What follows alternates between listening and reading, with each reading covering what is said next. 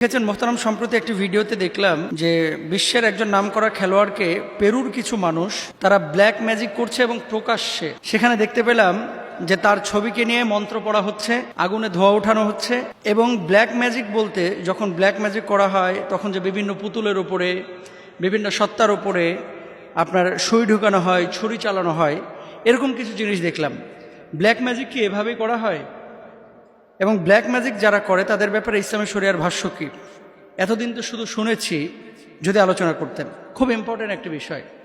আমিও প্রথম এই ভিডিও দেখলাম এবং আমি বলেই দিই, সম্ভবত যে প্লেয়ারের ওখানে ছবি ইউজ করা হয়েছে তার নাম নেইমার।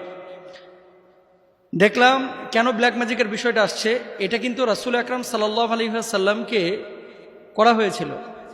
আপনারা জেনে থাকবেন এবং অবাক হবেন রীতিমতো। সূরা ফালাক এবং নাস, এই দুটি সূরা মিলে মোট 11টি আয়াত আছে। আল্লাহ রাসূল সাল্লাল্লাহু আলাইহি ওয়াসাল্লাম অসুস্থ হয়ে গেলেন, রোগ ধরা পড়ছে না, সারাক্ষণ মাথা ব্যথা করে, শরীরটা কেমন যেন শুষ্ক হয়ে যাচ্ছে, শুকিয়ে যাচ্ছে। ঠিক এমন মুহূর্তে আল্লাহ সুবহানাহু ওয়া তাআলা ওহী মারফত আল্লাহ রাসূল সাল্লাল্লাহু আলাইহি ওয়াসাল্লামকে জানিয়ে দিলেন যে আপনাকে জাদু করা হয়েছে।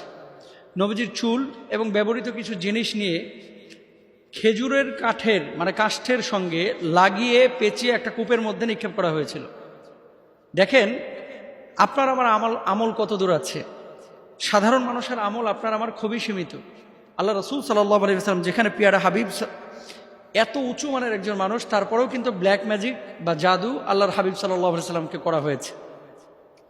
যখন ওহী মারফত জানানো হলো, হযরত আলী রাদিয়াল্লাহু তাআলা আনহু এবং অন্যান্য সাহাবীদের মারফতে সহযোগিতায় জিবরিল আলাইহিস সালাতু ওয়াস সালাম যেহেতু বলেছিলেন যে এই জায়গায় আছে, সেই কূপের মধ্য থেকে যখন ওই তাবিজ বা যেই জিনিসটার মাধ্যমে জাদু করা হয়েছিল সেই জিনিসটাকে উঠিয়ে নিয়ে আসা হলো, দেখা গেল 11টা গিট সেখানে দেওয়া ছিল, 11টা।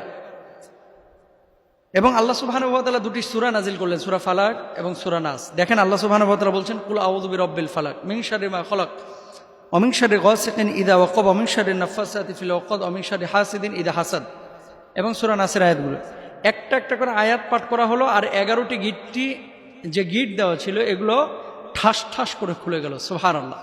নবীজি সাল্লাল্লাহু আলাইহি ওয়াসাল্লাম মুক্ত হয়ে গেলেন ব্ল্যাক ম্যাজিক থেকে বা জাদু থেকে, সুস্থ হয়ে গেলেন।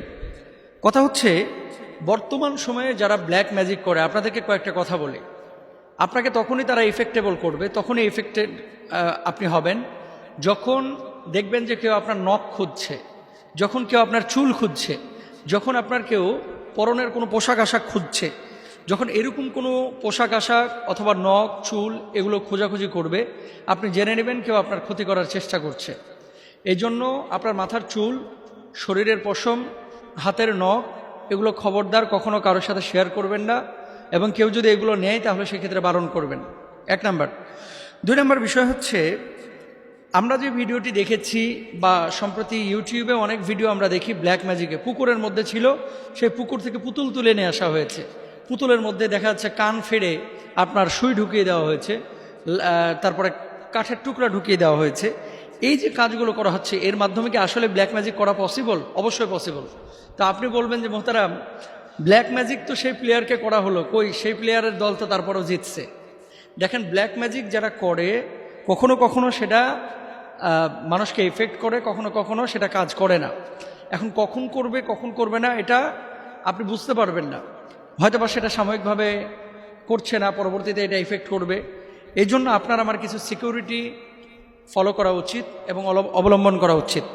নিরাপত্তার জন্য আল্লাহ রাসূল সাল্লাল্লাহু আলাইহি ওয়াসাল্লাম কিছু কথা বলেছেন। 1 নাম্বার মেডিসিন, আয়াতুল কুরসি 5 ওয়াক্ত নামাজের পরে পড়েন এবং 2 হাতে ফুৎকার দেন। এভাবে ফুৎকার দিয়ে পুরো শরীরটাকে মুছেন। শোয়ার সময়, যখন আপনি ঘুমোতে যাবেন, ঘুমানোর সময় বিছানাটাকে পবিত্র করে শরীরটাকে আয়াতুল কুরসি পড়ে বন্ধ করে তারপরে আপনি এখানে ঘুমোতে যাবেন। 2 নাম্বার গেল। 3 নাম্বার আরেকটি বিষয় রয়েছে। এখন মোবাইল বা এই যে স্মার্টফোন সবার হাতে হাতে কিন্তু আপনাদের আছে। সূরা বাকারাটা যদি আপনি সশব্দে চলমান রাখেন বাড়ির মধ্যে, ঘরের মধ্যে, তাহলে আপনার এখানে ব্ল্যাক ম্যাজিক বা জিনের ইফেক্ট এগুলো সাধারণত আপনাকে ক্ষতি করতে পারবে না। এটা গেল। সবচেয়ে বড় বিষয় যেটা, পবিত্র জীবনযাপন করতে হবে। পবিত্রতা 2 ধরনের, একটা হচ্ছে আন্তরিক পবিত্রতা আর একটা হচ্ছে শারীরিক পবিত্রতা। শারীরিক পবিত্রতাটা কি? শারীরিক পবিত্রতাটা হলো সর্ব অবস্থায় অজুর সাথে থাকা। আন্তরিক পবিত্রতা হচ্ছে অন্তরের মধ্যে পাপকে জায়গা না দেওয়া। যে যত বেশি পাপে নিমজ্জিত থাকবে, অপবিত্র জীবন গ্রহণ করবে, সে তত বেশি এই ব্ল্যাক ম্যাজিকে আক্রান্ত হবে এবং তাকে আচ্ছাদিত করা খুব সহজ। এক্ষেত্রে আপনাদেরকে খেয়াল রাখতে হবে। তো ব্ল্যাক ম্যাজিক কিভাবে করে আপনারা দেখেছেন, এক একজন এক একভাবে করে। আপনারা এই সমস্ত বিষয়ে সতর্কতা অবলম্বন করবেন। আর প্রকাশ্যে যদি কেউ এইভাবে ব্ল্যাক ম্যাজিক করে বা জাদু করে, তার ঈমান থাকবে না।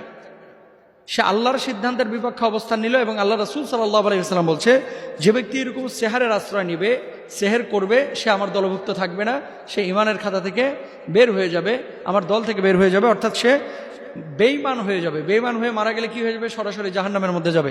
সুতরাং জাদুটনা করা, ব্ল্যাক ম্যাজিক করা সম্পূর্ণ মুসলমানদের জন্য হারাম। আল্লাহ তাআলা আমাদের বোঝার তৌফিক দান করুন।